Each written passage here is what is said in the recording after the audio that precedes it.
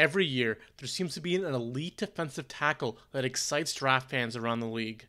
Last year we had Jalen Carter, the year before we had Jordan Davis, Derek Brown, Quillen Williams, and so on. Is Jer'Zhan Newton the next name to join that list? Find out in this 2-minute drill.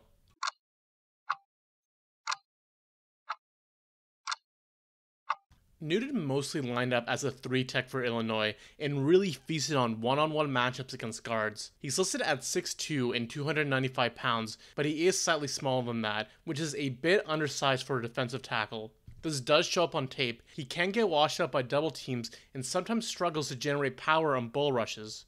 Typically, with smaller defensive tackles, they have trouble in the run game, but Newton is elite in this regard. He's able to stack and shed with ease, and his high energy makes him a hard target to block in the run game.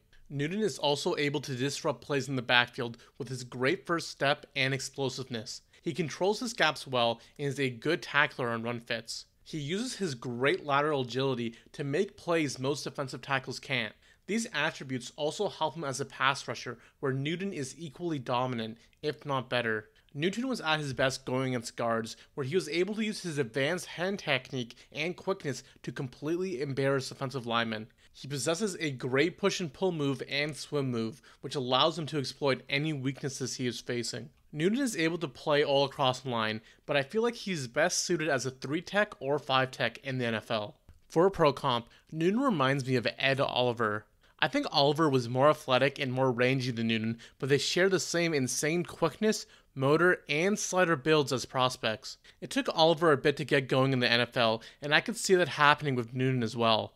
There may be a transitionary period where he needs to bulk up in order to deal with the stronger and longer guards in the NFL, but he should still see the field his first couple of years due to his refined skill set as a run stuffer and pass rusher. For a draft range, I think Newton has the skills of a top 10 pick, and there are a couple nice landing spots with the Falcons or Raiders, but we have seen talented interior linemen fall in recent drafts.